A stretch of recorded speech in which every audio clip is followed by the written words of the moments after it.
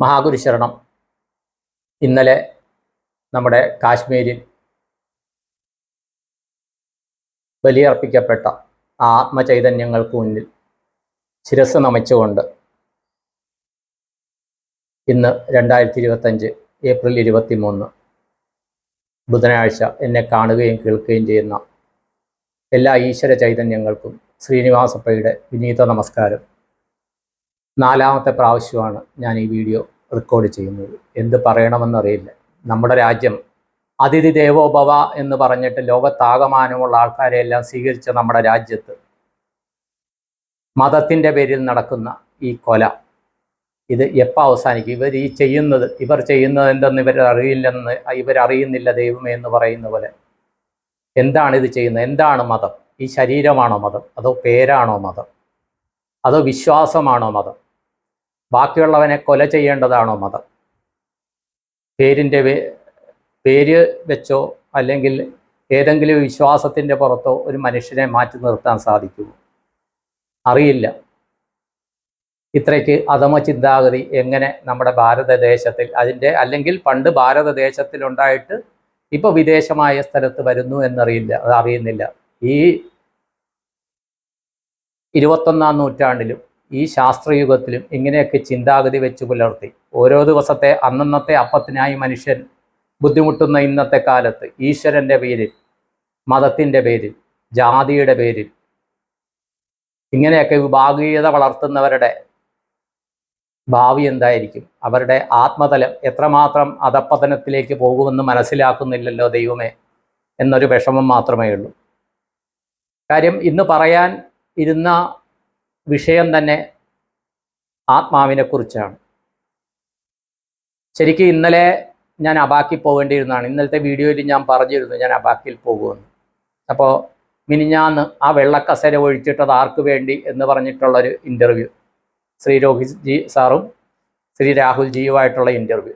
അപ്പോൾ രാത്രി വരെയും അതിൻ്റെ 2ാമത്തെ പാർട്ട് ബാക്കി ഇന്ന് തന്നെ ഇടാമെന്ന് പറഞ്ഞിട്ട് കാണാത്ത കൊണ്ട് ഞാൻ രോഹിത് സാറിനെ വിളിച്ചിട്ട് ചോദിച്ചു, സാറേ അടുത്ത പാർട്ട് വന്നില്ലല്ലോ എന്ന് ചോദിച്ചു. അപ്പോൾ പറഞ്ഞ് അത് ഇടാൻ പറ്റിയില്ല, ഭയങ്കര ഇതായിപ്പോയി, തിരക്കായിപ്പോയി.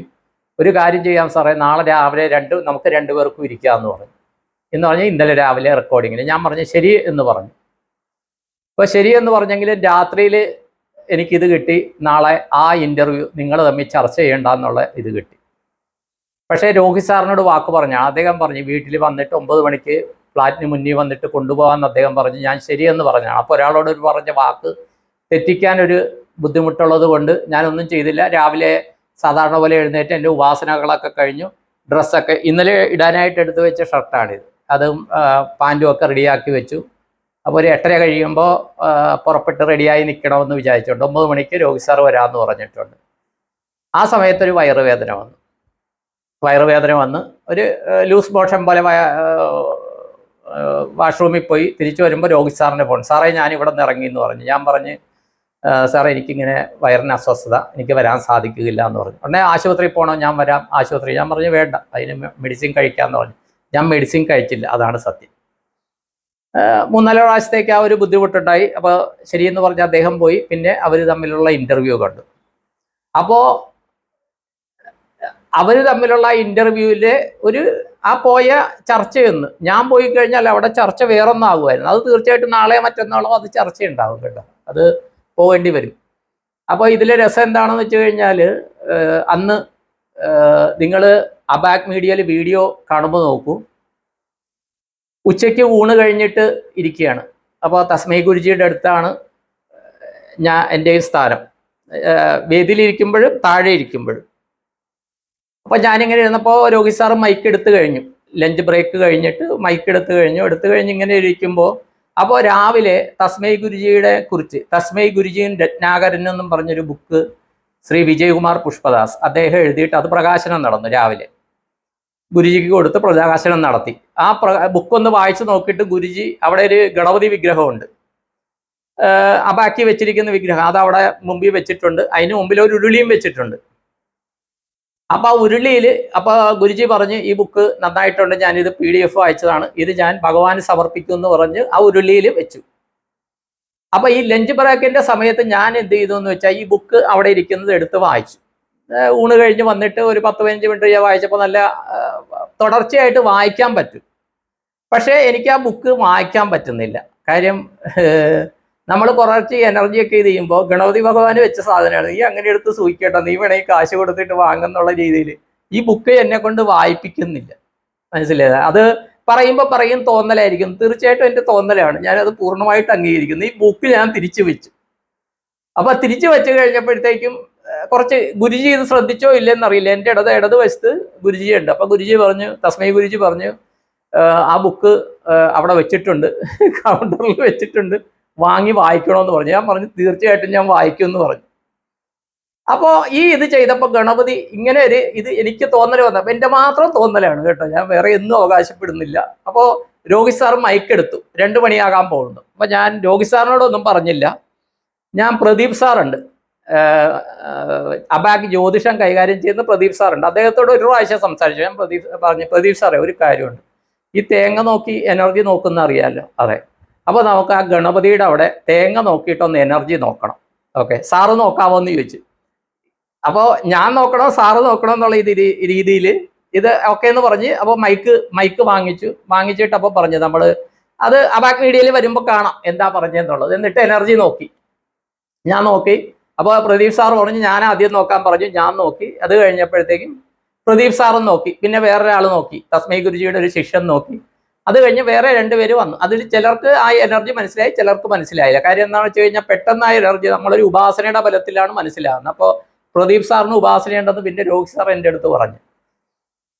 ഇതൊക്കെ കഴിഞ്ഞിട്ട് തുടർന്ന് പോവുകയാണ്. അപ്പോൾ ഉച്ച കഴിഞ്ഞിട്ടുള്ള സെഷൻ വ്യാസൻ സാറും ഗംഗാമ്മയാണ്. ഇത് വരുമ്പോൾ ഒരു പർട്ടിക്കുലർ ടൈം ആകുമ്പോൾ ഇന്നലെ രോഹിത് സാറിൻ്റെ ഇന്റർവ്യൂ കാണുക, ഇന്നലത്തെ ആ വെള്ളക്കസരയുടെ, ഇന്നലെ 8ാമത് ഇട്ടത് കേട്ടോ. എന്നിട്ട് ഈ അബാക് മീഡിയയുടെ വീഡിയോയിൽ ഞാൻ ഇപ്പോൾ ഒന്നും പറയുന്നില്ല, വീഡിയോ കണ്ടുകൊണ്ടിരിക്കുമ്പോൾ ഒരു പർട്ടിക്കുലർ ടൈം കഴിഞ്ഞപ്പോൾ രോഹിത് സാറ് നേരെ സ്റ്റേജിലേക്ക് കയറി. അദ്ദേഹം താഴെ നിന്നില്ല, അദ്ദേഹം സ്റ്റേജിൽ കയറിയിട്ട് അങ്ങോട്ടും ഇങ്ങോട്ടും നടക്കുകയാണ്. ഈ സമയത്ത് തന്നെ ഞാൻ സ്റ്റേജിലുണ്ട്. അപ്പോൾ ഇവർ അറേഞ്ച് ചെയ്തതെന്ന് വെച്ചാൽ ആദ്യം തസ്മൈ ഗുരുജിയുടെ പ്രഭാഷണം, അത് പ്രഭാഷണം കഴിയുമ്പോൾ തസ്മൈ ഗുരുജി അവിടെ ഇരിക്കും, അടുത്ത ആൾ കയറും, സെക്കൻഡ് ഞാനാണ്. അപ്പം ഞാനും അവിടെ ഇരിക്കണം. ഞാൻ വളരെ എളിഭ്യതയോട് കൂടിയാണ് തസ്മൈ ഗുരുജിയുടെ കൂടെ ഇരുന്നത്. കാര്യം അദ്ദേഹത്തിൻ്റെ പ്രഭാവം എന്ന് പറഞ്ഞാൽ ഭയങ്കര വലുതാണ്. അപ്പോൾ അതിരുന്നു. അത് കഴിഞ്ഞ് ഉച്ച കഴിഞ്ഞും ഇതുപോലെ ഉച്ച കഴിഞ്ഞ് ഒരു കസേര കൂടി ഇടും, വ്യാസ സാറിൻ്റെ പ്രഭാഷണമായി. അത് കഴിഞ്ഞ് ലാസ്റ്റ് ഗംഗാമ്മയുടെ പ്രഭാഷണം. ആ സമയത്ത് ഒരു പർട്ടിക്കുലർ ടൈം കഴിഞ്ഞപ്പോൾ ആ വീഡിയോ വന്നിട്ട് ഞാൻ ആ സമയം പറയാം, അതിനകത്ത് സമയം കാണുമോയെന്നറിയില്ല. അപ്പം ഞാൻ ഈ പറയുന്ന കാര്യങ്ങൾ രോഹിത് സാറുമായിട്ട് ചർച്ച ചെയ്തിട്ടില്ല കേട്ടോ. ഈ പരിപാടി കഴിഞ്ഞിട്ട് ഞങ്ങൾ തമ്മിൽ കണ്ടിട്ടില്ല, അതാണ് സത്യം. എൻ്റെ വീഡിയോ അദ്ദേഹം കാണാറുണ്ടോയെന്നും എനിക്കറിയില്ല, ഈ പേഴ്സണലി ഇടുന്ന വീഡിയോ. ഇദ്ദേഹം സ്റ്റേജിൽ കയറി, ഇദ്ദേഹം സ്റ്റേജിൽ നിന്ന് ഇറങ്ങുന്നില്ല. ഞാൻ ജസ്റ്റ് ഇത് ചെയ്തപ്പോൾ എനിക്ക് അവിടുത്തെ രോഹിത് സാറിൻ്റെ ഒപ്പം രോഹിത് സാറിനെ അനുഗമിക്കുന്ന എനർജി മനസ്സിലായി. ഉടനെ തന്നെ കറക്റ്റ് ടൈം ഒരു 4-4:45 ആയപ്പോഴത്തേക്കും കസേരകളൊക്കെ മാറ്റിയിട്ടു. അപ്പോൾ പുസ്തക പ്രകാശനത്തിനുള്ള പുസ്തകത്തിൻ്റെ കവർ പേജ് പ്രകാശനത്തിനുള്ള ഇതായി. ഉടനെ ഞാൻ കസേരകൾ പുറകിലോട്ട് മാറ്റിയപ്പോൾ ഞാൻ രോഹിത് സാറിൻ്റെ അടുത്ത് ചെന്നിട്ട് ചോദിച്ചു, കുട്ടുവിന് വേണ്ടി അദ്ദേഹത്തിന് വേണ്ടി മാറ്റിവെക്കുന്ന കസേര ഏതാണെന്ന് ചോദിച്ചു. ഇതാണോന്ന് ചോദിച്ചു. അല്ല എന്ന് പറഞ്ഞു. വെള്ളക്കസേരയാണെന്ന് പറഞ്ഞു. ഉടനെ ഒരു വെള്ളക്കസേര എടുത്ത് സ്റ്റേജിലിട്ടു. വെള്ളക്കസേരയിട്ട് സ്റ്റേജിലിട്ടു. അപ്പോഴേ എനർജി മനസ്സിലായിട്ടാണ് ഞാൻ രോഹിത് സാറിനോട് ചോദിക്കണം ആ സമയത്ത്, കസേര ഇതാണോ ഉദ്ദേശിക്കുന്നത്, ഞങ്ങൾ ഇരുന്ന കസേര തന്നെയാണോ അതോ വേറെ? അപ്പോൾ ബാക്കി കസേര വെള്ളക്കസേരയിട്ട കസേരയാണ് അപ്പോൾ മുകളിലിട്ടിരിക്കുന്നത്. ഓക്കെ, ഇത് വന്നു. ഇത് കവർ പേജ് പ്രകാശനം കഴിഞ്ഞു. ആദ്യം തസ്മൈ ഗുരുജിക്ക് തസ്മൈ ഗുരുജി സംസാരിച്ചു. അത് കഴിഞ്ഞ് വ്യാസൻ സാറ്, ഗംഗാമ്മ, അത് കഴിഞ്ഞിട്ട് ഞാൻ. അപ്പോൾ ഈ കുട്ടുവിൻ്റെ കാര്യം അവരവിടെ വീട്ടിൽ പോയി ഇറങ്ങിയപ്പോൾ തന്നെ രോഹിത് സാർ എന്നെ വിളിച്ച് കാര്യം പറഞ്ഞിരുന്നു.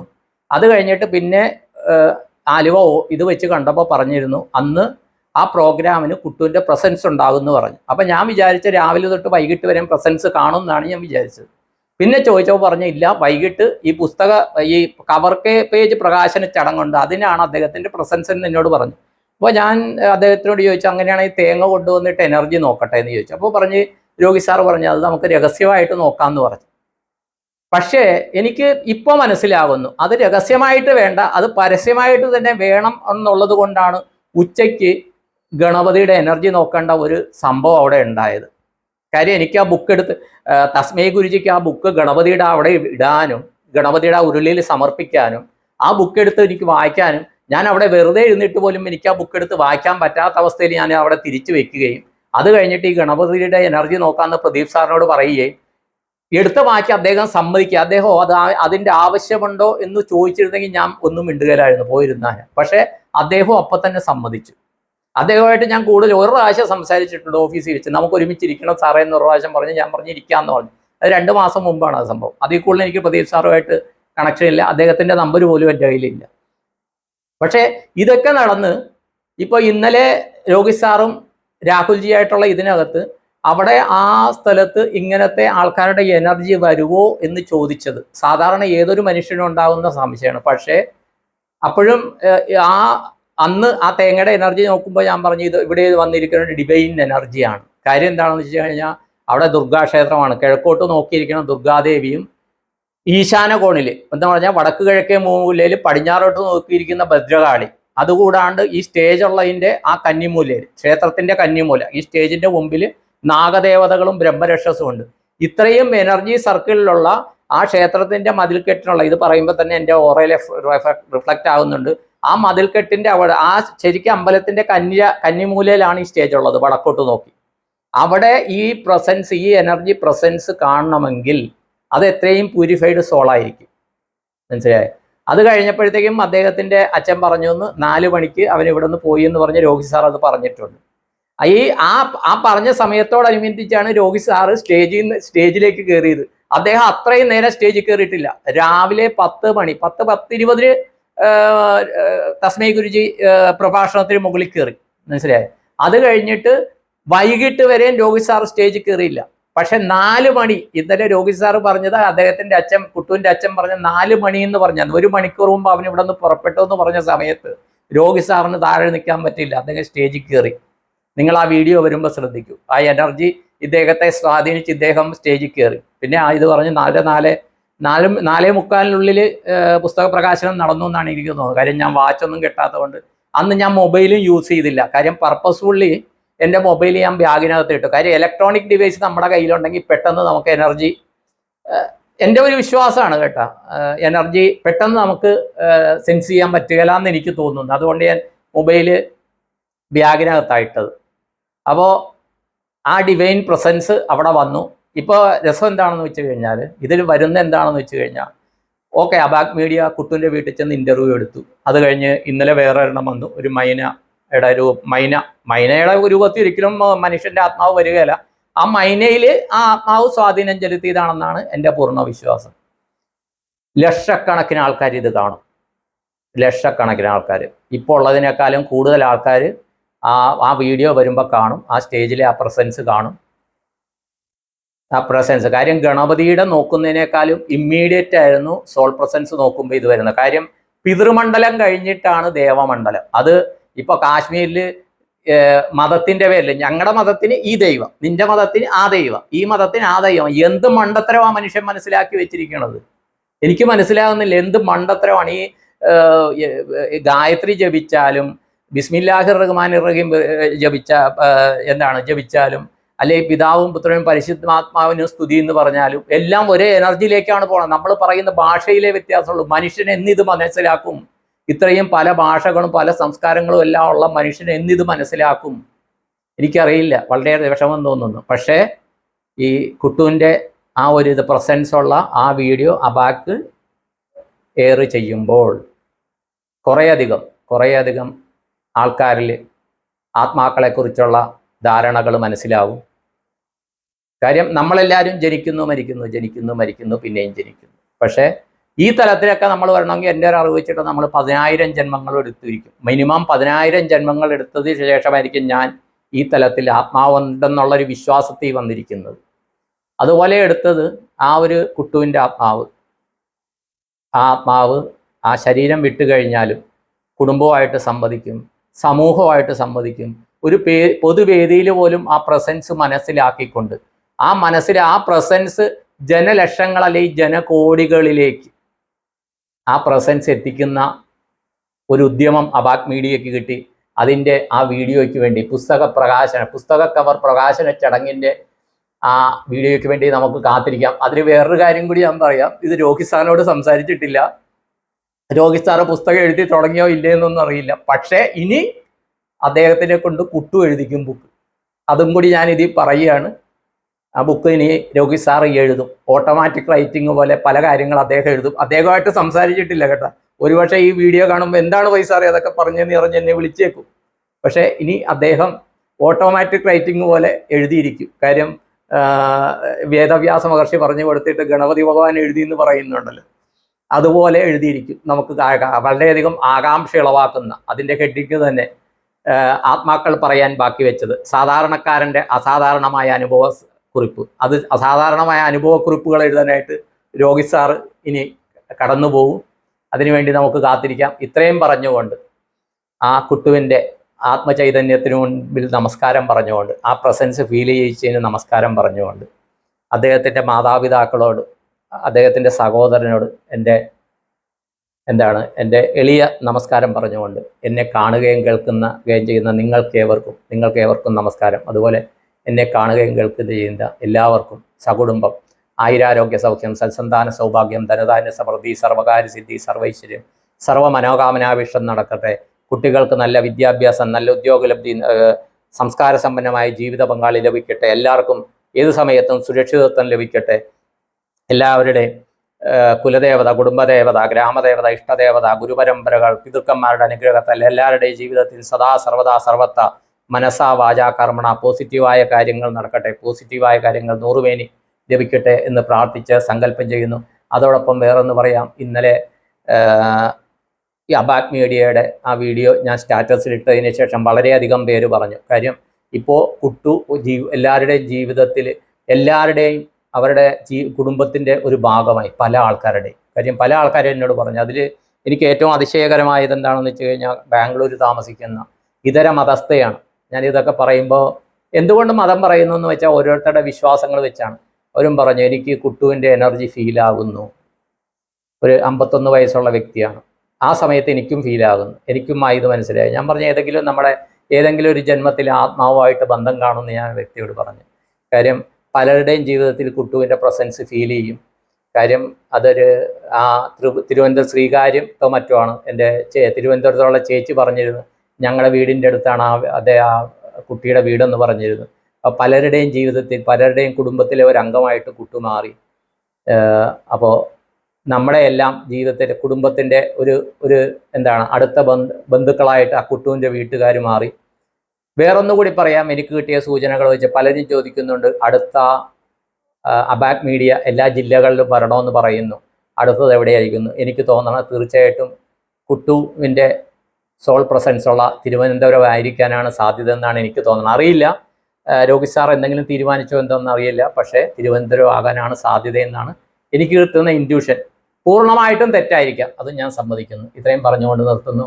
എല്ലാവർക്കും നന്ദി, നമസ്കാരം. All the best to all. Thank you all. നിങ്ങളുടെ സ്വന്തം ശ്രീനിവാസ.